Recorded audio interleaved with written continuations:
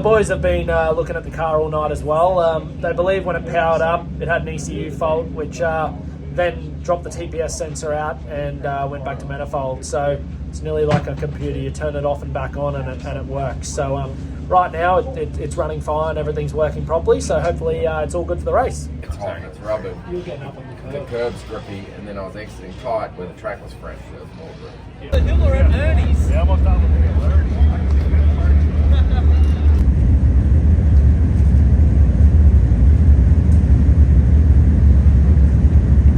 Rightio, so far this morning we've gone to have a look at the pit boxes. This pit lane is crazy. There's so much going on in it, and I think it's going to be very easy to miss your pit box. Reason being, you don't have a pit limiter like in Australia. You have to drive to your lights, your shift lights. So yeah, walked pit lane this morning with Shane, trying to work out what's best for me to look where and make sure I don't miss my pit box, but also still get as fast as I can through that area. Got you all too. Perfect. Yep. I would use those two radios and that headset. Yep. Trying to work out my new Casio, how I set the time on it, so can't really work it out. But couldn't afford a Rolex, so we went the Casio. See what happens today.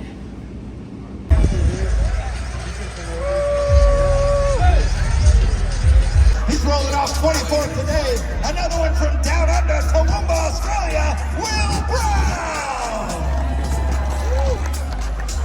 Yeah, it was pretty cool. Something different, I guess, to what we generally do, but it was pretty cool. Did a lap around the track like Bathurst. Yeah, keen to get into it now.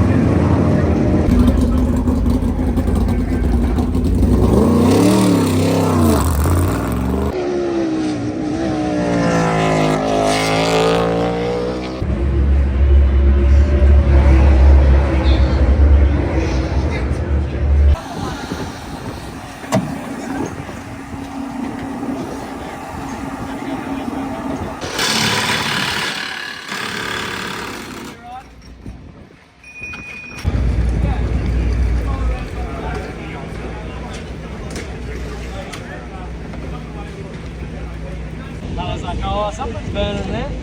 We're about 5 laps. Yeah. Yep. Great to have a familiar voice on the spotter. Yeah, and Brett was great. He stopped. See you later, guys.